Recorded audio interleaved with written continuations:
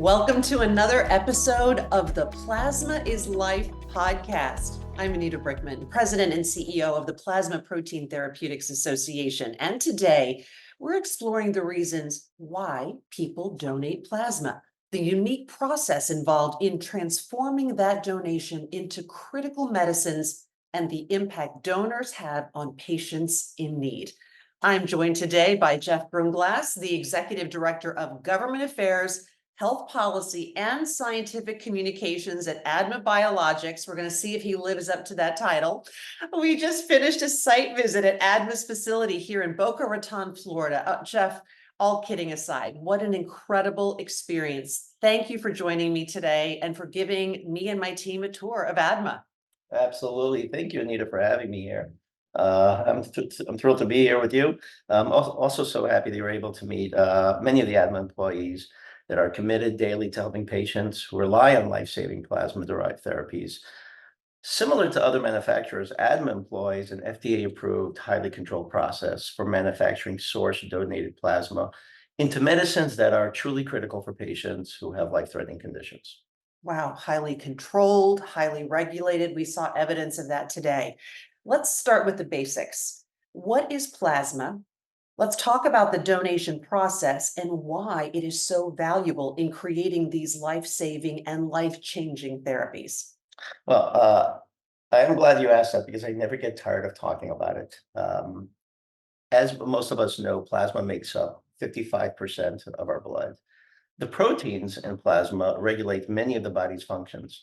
These include clotting factors, such as when you cut yourself, and especially the antibodies in plasma also act as a defense mechanism against infections. These very plasma proteins also ensure the arteries and other blood vessels stay open to help circulate blood throughout our bodies. Now, individuals who decide to donate their plasma go to plasma collection centers. ADMA operates 10 such centers in the United States, all of which are now FDA licensed. At these centers, Anita, we have trained clinicians and specialists who help in the safe collection of plasma through a process called plasmapheresis. I know that sounds like a mouthful, but it's a very simple process during which blood is removed and circulated through a machine where it is separated into red cells, white cells, platelets, and of course, plasma. All of the blood components except plasma are then returned to the donor. Now, it's important to know that one of the most important components of plasma are antibodies, which play an important role in fighting infection caused by bacteria or viruses. Our world is full of these microscopic threats. We can't escape them. Everyone is susceptible to these exposures. And as you can imagine, Anita, people who have compromised immune systems, unfortunately, because of a genetic condition or because of other diseases such as cancer, these patients are even more susceptible and vulnerable to these infections. Some of them rely on plasma-derived therapies to stay resilient and healthy. And this is why plasma donation is so important.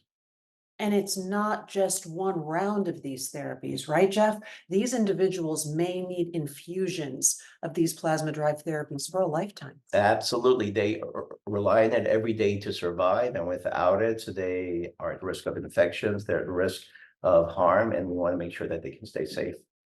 Absolutely. So if I'm someone considering donating plasma for the very first time, tell me what I can expect.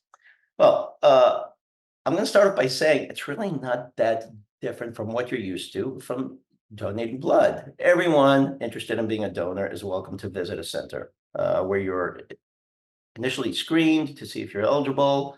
Some centers may require an appointment at their discretion.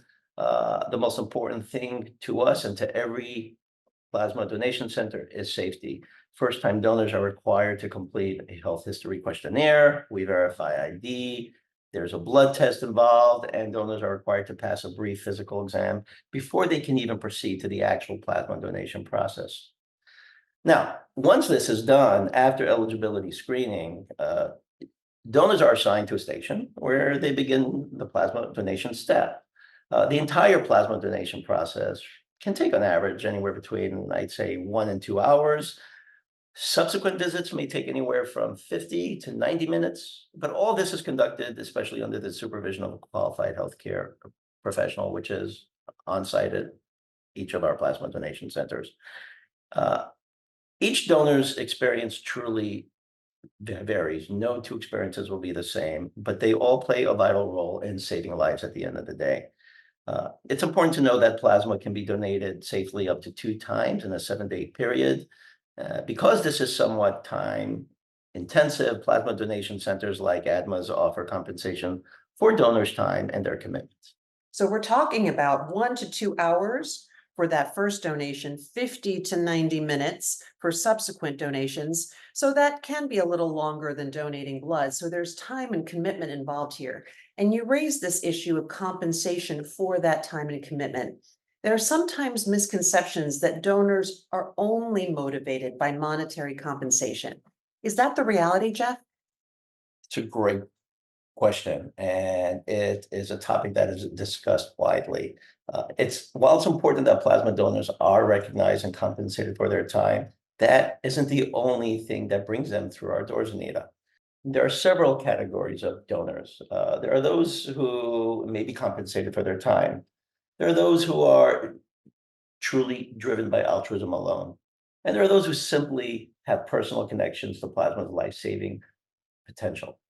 As I said earlier, donors may be compensated appropriately for their time and contribution, and this varies, of course. The best way to think about it is you can compare it to research participants who are compensated for participating in a clinical trial or for completing a survey. We find that many donors are motivated by a sense of purpose to contribute to the benefit of society. When we talk to donors and staff at our plasma centers, what we learn is that people want to find ways to give back and to simply help others. If their plasma can help save lives, they don't think twice about it.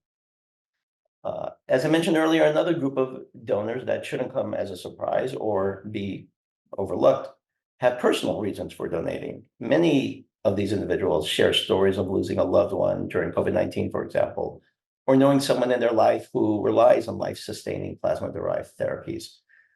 They simply want to pay it forward, so to speak. For others, they have personally experienced the benefits of plasma in helping to save lives. So they truly recognize how their donation can play a vital role in doing the same for others. But whatever the reason, what really matters, Anita, is that donors know that their time and contribution are valued by patients and the medical community. They are the very reason that manufacturers can make plasma-derived products that serve patients and their loved ones. Plasma donors truly are heroes. They hold the power to make a difference every day. They certainly are heroes, Jeff. There is no doubt about it. Let's talk about the patients who benefit from that heroism. Who are they? Absolutely. These ultimately, Anita, are the reasons why we all do what we do, why the donors are doing what we do to help patients who need these life-saving therapies. We're talking about individuals with immune deficiencies, those with bleeding disorders like hemophilia, people with neurological conditions that affect their nerves and their ability to function every day. Plasma-derived therapies are also used in shock or trauma to help burn victims, to counteract rabies, tetanus, and many other conditions. Every plasma donation may be utilized in numerous therapies, and that is why we're spreading the word about plasma donation. Jeff, thank you so much. And thank you all for joining us for another episode of Plasma is Life. We appreciate donors and their commitment to helping others. There are currently more than 1,000 plasma donation centers across the United States, and you can visit donatingplasma.org to find the donation center closest to you. I'm Anita Brikman, and thanks for listening.